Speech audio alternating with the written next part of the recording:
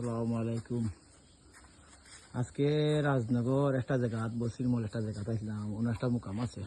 আর ওইলা ও মসজিদের যে ইমামতি করেন আজকে মাগরিবের নামাজ পড়লাম মনে।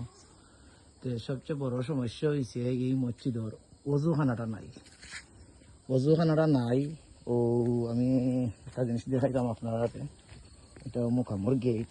অজুখানাটা নাই, প্রায় মুসল্লি হলতে খুব কষ্ট করিয়া তারা ও হলো অজু করে,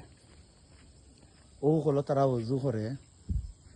তো তারা কইছে আর কিনা নি যদি কোনো হৃদয়মান ব্যক্তি তখন একটা অজুখানাটা কইরা আর একটা সিঙ্গেল একটা লেফটিন যদি কইরা দেওয়া যাইতো পেশাব করার লাগে, একটা পেশাবখানা আর একটা লেফটিন যদি কইরা দেওয়া যাইতো মানে খুব ভালো হয় আর কি।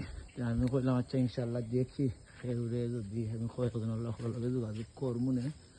আর ওইলো তারার বাজারের গেট, গেট। আর আসলে আমিও আজকে উজু করছি কলর মাজার ওখানে যাতে ইয়া দিছে নানি দিছে আর ভিডিওটা লাম্পই আর কি ওখানে করবা। আর ও সম্পর্কে বাতিজা লাগে আজকে তাই মাগরিব নামাজ পড়াইছেন। বাতিজা একটা সালাম দাও তারা।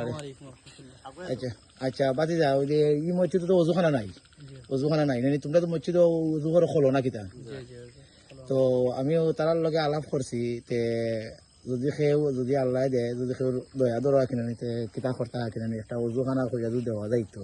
কিন্তু জাস্ট মোটর লাগবো, একটা ট্যাঙ্কি লাগবো আর একটা কিতা লাগবো আর কি। উজুখানার জিলাখান করেন গ্রাম বাংলাদেশের স্টাইলে ছোট মোটো 5-6 জনের যদি কেউ কইরা দেয় না কিনা নিতে মেহরবানি হইব আর কি। আলহামদুলিল্লাহ। আসসালামু আলাইকুম।